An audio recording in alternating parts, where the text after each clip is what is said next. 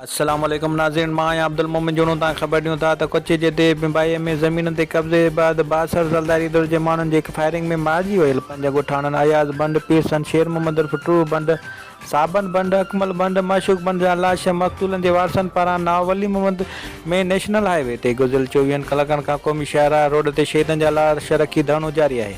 जॾहिं त गर्मीअ सबबि मैयतनि खे बर्फ़ में रखियो वियो आहे जीअं लाश ख़राब न थियनि। जॾहिं त सोग में सॼो शहर मुकमल बंदि पियल आहे। थाणे में SUP मरकज़ी सदर सैयद ज़ैन शाह, PTI अॻवान इनायत रहंदे मामली नड़ नदीम राजपूत, ख़ातिम नड़ गुल मोहम्मद जूनू, निसार परियार, राशिद खोड़ो, अमीर गुल, करम अली, सज्जाद खासकिली, फराज़ भट्टी, जीअं सिंध महाज जो चेयरमैन रियाज़ चांडियो, STP जो मरकज़ी अॻवान निसार किरियो, रफ़ीक मला, वॾेरी नाज़ो दारे जो सिंध अवामी सत जो सरवान नाले वारो शहर महर ड्रिबाई क़ौम परस्त अॻवान डॉक्टर न्याज़ कालानी, PP शहीद भुट जी फिरोज़ अला शारी, गाज़ी नजीब चांडियो, जमियत उलमा इस्लाम ज़िले नवाबशाह जो अमीर कारी अब्दुल कयूम चन्नू, नून लीग अॻवान शफ़ीक आराई, जिस्कम जो चेयरमैन सीनियर अॻवान काको Sarfaraz Memon, Ali Raza Khaskheli, youth action committee chairperson Sidhu Nawaz Gangro, जिस्कम आरेसर मरकज़ी अॻवान सरमंद मीरानी, मक़तूलनि जे वारसनि हाजी बंड ख़मीसो बंड जी अॻवानीअ में 24 कलाकनि खां धरणो जारी आहे। अॻवाननि मुतासिर ॻोठाणनि मुतालबो कयो आहे त PP MP हाजी अली हसन ज़रदारी, मोहसिन ज़रदारी, आबिद ज़रदारी, शहज़ादो ज़रदारी, सालिह ज़रदारी महर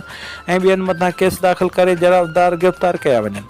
ऐं असांजा खंबे गुम कयल माण्हू ग़ुलाम हैदर बंड, महमूद महर, बिलावल भंड ऐं ॿियनि खे ज़ाहिर करे खेनि आज़ादु करे ज़मीननि तां कब्ज़ो ख़तमु करे हथियारबंद उथारे ज़मीनूं असांजे हवाले कयूं। ॿी सूरत में लाश न दफ़नाया वेंदा। धरणो जारी रहंदो। जॾहिं त धरणे सबबि ॿिन्ही पासनि खां हज़ारे गाॾियूं बीठल आहिनि, जंहिं सबबि मुसाफ़िर सख़्तु परेशान आहिनि। होॾां दरगाह फैज़ हाशमीअ जे सजादा नशीन फ़क़ीर अली नवाज़ हाशमी तरफ़ां धरणे में वेठल मुतासिरीन खे सुबुह जो नाश्तो ऐं मुख़्तलिफ़ वक़्तनि ते बिरयानी जा पैकेट तक़सीम कया विया।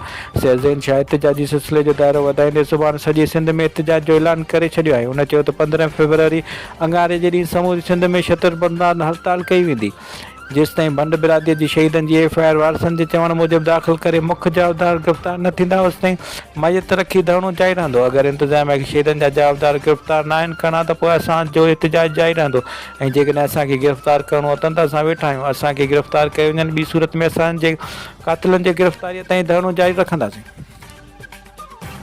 सिंधी मेज़बानी जी सुञाण टपाल मेज़बान।